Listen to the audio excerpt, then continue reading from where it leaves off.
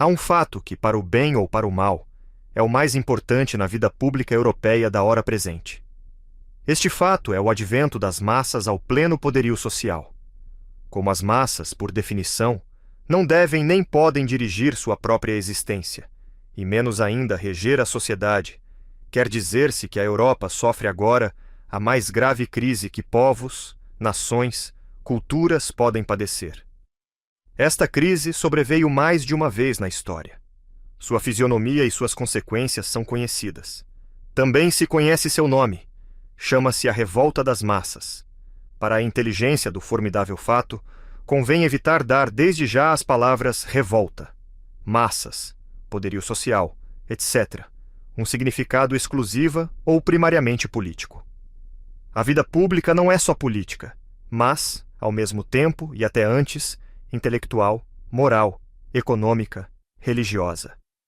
Compreende todos os usos coletivos e inclui o modo de vestir e o modo de gozar. Talvez a melhor maneira de abordar este fenômeno histórico consista em nos referirmos a uma experiência visual, sublinhando uma feição de nossa época que é visível a olho nu. Simplíssima de enunciar, embora não de analisar, eu a denomino o fato da aglomeração, do apinhamento.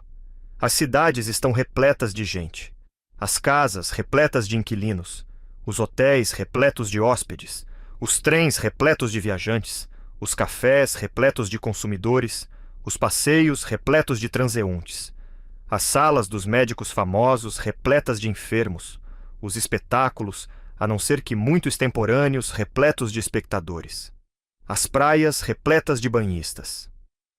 O que antes não costumava ser problema começa a sê-lo quase continuamente. Encontrar lugar. Nada mais. Cabe fato mais simples, mais notório, mais constante, na vida atual? Vamos agora espicaçar o corpo trivial desta observação, e nos surpreenderá ver como dele brota um manancial inesperado, onde a branca luz do dia, deste dia, do presente, se decompõe em todo o seu rico cromatismo interior. O que é que vemos, e ao vê-lo nos surpreende tanto? Vemos a multidão, como tal, de posse dos locais e utensílios criados pela civilização. Mal refletimos um pouco, nos surpreendemos com nossa surpresa. Ora, não é o ideal? O teatro tem seus lugares para que se ocupem, portanto, para que a sala esteja cheia. E o mesmo os assentos da ferrovia e os quartos do hotel. Sim, não há dúvida. Mas o fato é que antes nenhum desses estabelecimentos e veículos costumava estar cheio. E agora transbordam. Fica de fora gente ávida por usufruí-los. Embora o fato seja lógico, natural, não se pode desconhecer que antes não acontecia, e agora o faz. Portanto, que houve uma mudança, uma inovação, a qual justifica, pelo menos no primeiro momento, nossa surpresa. Surpreender-se, espantar-se, é começar a entender. É o esporte e o luxo específico do intelectual. Por isso, seu gesto gremial consiste em olhar o mundo com os olhos dilatados pelo espanto. Tudo no mundo é estranho e é maravilhoso para pupilas bem abertas.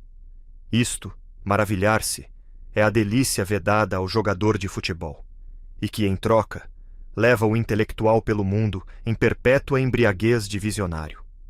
Seu atributo são os olhos pasmos. Por isso os antigos deram a Minerva a coruja, a ave com os olhos sempre deslumbrados. A aglomeração, o apinhamento, não era antes frequente.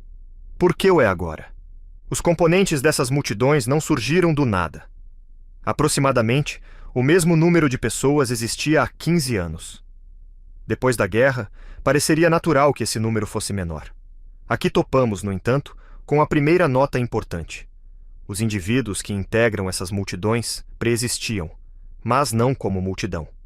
Repartidos pelo mundo em pequenos grupos, ou solitários, levavam uma vida, pelo visto, divergente, dissociada, distante.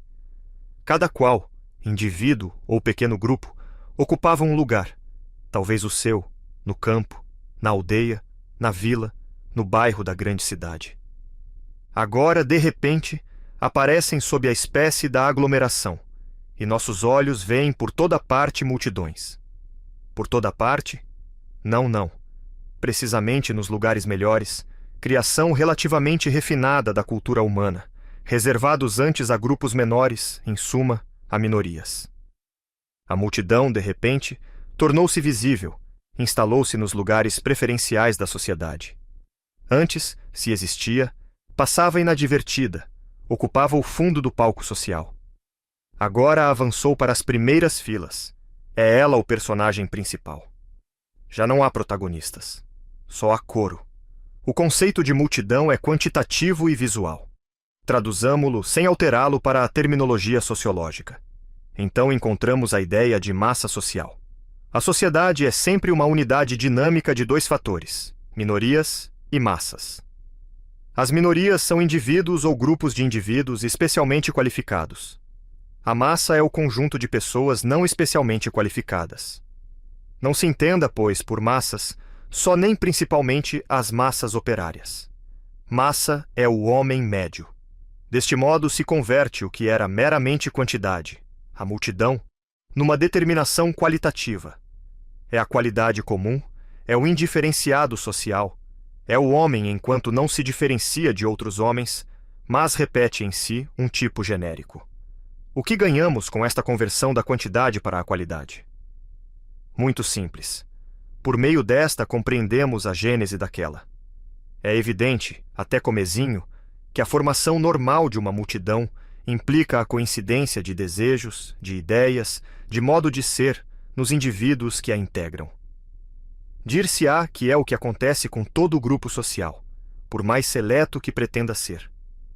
Com efeito, mas há uma diferença essencial. Nos grupos que se caracterizam por não ser multidão e massa, a coincidência efetiva de seus membros consiste em algum desejo, ideia ou ideal, que por si só exclui o grande número. Para formar uma minoria, seja ela qual for, é preciso que antes cada qual se separe da multidão por razões especiais, relativamente individuais. Sua coincidência com os outros que formam a minoria é, pois, secundária, posterior ao fato de cada qual ter se singularizado, e é, portanto, em boa parte, uma coincidência em não coincidir. Há casos em que este caráter singularizador do grupo aparece às claras. Os grupos ingleses que se chamam a si mesmos não conformistas, isto é, o agrupamento dos que concordam apenas em sua desconformidade quanto à multidão ilimitada. Este ingrediente de juntarem-se os menos, precisamente para separar-se dos mais, está sempre envolvido na formação de toda a minoria.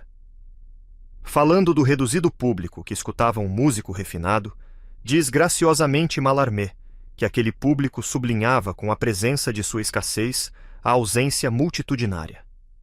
A rigor, pode definir-se a massa como fato psicológico, sem necessidade de esperar que os indivíduos apareçam em aglomeração. Diante de uma só pessoa, podemos saber se é massa ou não. Massa é todo aquele que não atribui valor a si mesmo, para o bem ou para o mal, por razões especiais, mas que se sente como todo mundo, e, no entanto, não se angustia, sente-se tranquilo ao se sentir idêntico aos demais. Imagine-se um homem humilde que, ao tentar avaliar-se por razões especiais, ao perguntar-se se tem talento para isto ou aquilo, se sobressai em alguma ordem, percebe que não possui nenhuma qualidade excelente. Este homem se sentirá medíocre e vulgar, mal dotado, mas não se sentirá massa.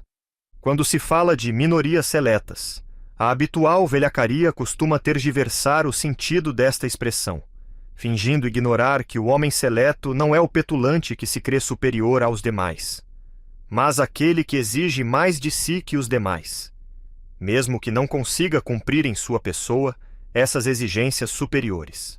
Para continuar ouvindo essa história, conheça o aplicativo Teller, seu play diário de inteligência. Para acessar, clique no link da descrição ou escaneie o QR Code ao lado.